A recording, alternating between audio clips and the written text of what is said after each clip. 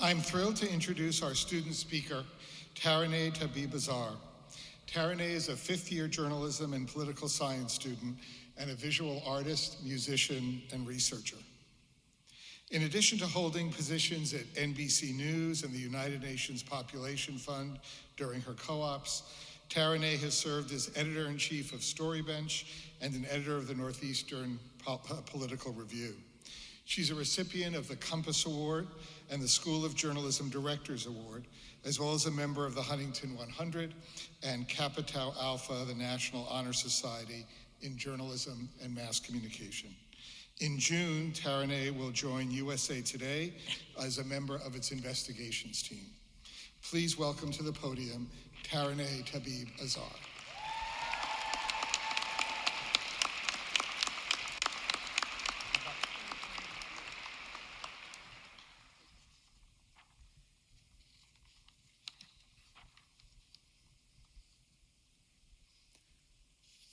Thank you, Professor Kaufman, esteemed faculty, and everyone here at CAMD for inviting me to address my classmates today. As I stand here today looking out at you, my peers and community members, I acknowledge that we are among the most privileged young adults in the world. Graduating from a leading private university, we have the credentials, the education, and the experience to hold top decision-making positions and be the next generation of storytellers. We are in a position to not only choose what stories are told, but to tell them how we see fit. What immense power, what immense responsibility. We can create the world we want to see if we're willing to dare to take the risks associated with leadership, progress, creation, rebellion, and change. We can create the world we want to see if we're willing to dream it and be daring enough to act in pursuit of it. And I find it almost funny that I'm conveying this "we can change the world" message on the day of my college graduation, because it's essentially a longer way of saying the very corny motto of the small school I attended from preschool through 12th grade, and that's dream, dare, do. I grew up in the suburbs of Cleveland, Ohio, and as a child of Iranian immigrants, it was difficult at times, feeling like I didn't belong as I navigated majority white, Christian, and politically conservative spaces. Being the only Muslim kid at a school in post 9/11 Midwestern America is, I would argue, not for the faint of heart. I tried conformity, but it just wasn't my thing. I had offbeat interests that often manifested as obsessions. I was fascinated by aliens and UFOs, shipwrecks, killer whales, abandoned buildings. I was a doodler and a daydreamer, as I'm sure many of us were. And I had a lot of opinions, and I was never shy about expressing them. So I'd frequently find myself sitting in the principal's office, staring at a dream, dare, do slogan pin while I was being disciplined for being too loud or too disruptive, for writing stories about cats who could talk to aliens during math class, for quote unquote pushing the envelope, as one administrator wrote to my parents in a complaint when I was in the 4th grade.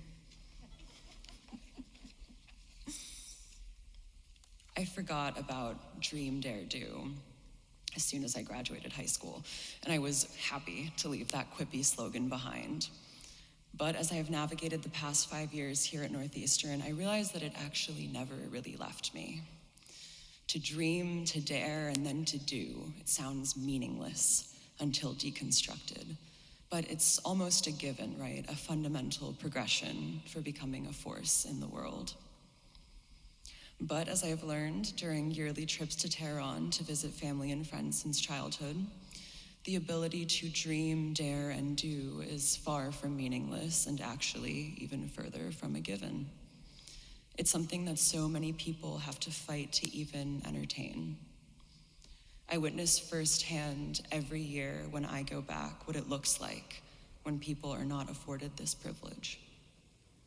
As an Iranian American, I'm painfully aware of the lack of a free and independent press and striking censorship under Iran's regime, and the harm that such propaganda-based, state-controlled media and intimidation tactics causes the people that I love.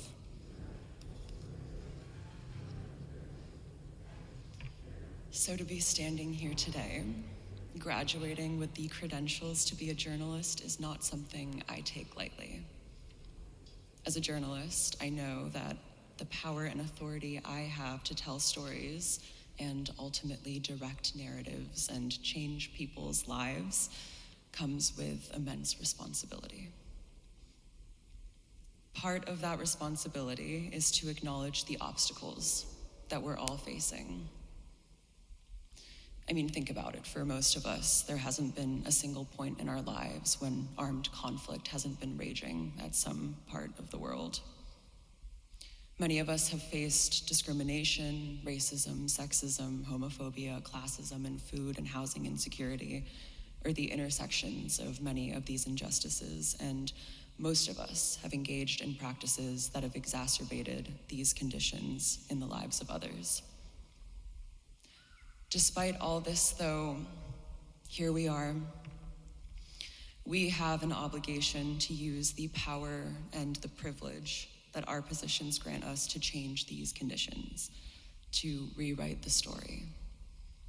And in many ways, that hinges on our ability to show up for one another and to hold space for one another.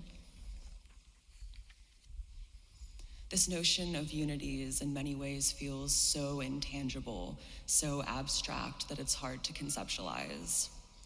Coming out of a now over 2-year-long pandemic and existing in a socio-political climate wrought with war, extractive imperialism, economic recession, and partisan divide, entering the quote-unquote real world can feel bleak.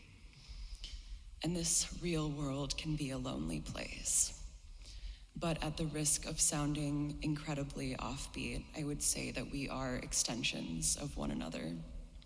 Not because we shared time in the same place, or have the same nationality perhaps, or alma mater, or profession, or interests, but because we are all existing on this massive rock at this one point in time together. And we can change the conditions of the world starting on the smallest micro level. Once we learn to navigate this plane with the idea that we are all extensions of one another in mind, our chances of then actually changing the world increase exponentially. We can lead by example. We have that power if we remember that at the end of the day, we're all on the same team. We can revolutionize this notion of unity from something abstract to something tangible. And this is just the beginning. There's a poem that encapsulates new beginnings for me. It's by the 13th century Persian poet and Sufi mystic Rumi, whose words my dad used to recite religiously to me growing up, as his dad did for him. The poem is called Quietness, and in the English translation, he writes, "Your way begins on the other side. Become the sky, take an axe to the prison wall. Escape. Walk out like someone suddenly born into color. Do it now. I cannot wait to see what beautiful things we create and the walls we take an axe to. To the CAMD class of 2022, congratulations. Your way begins on the other side." Thank you.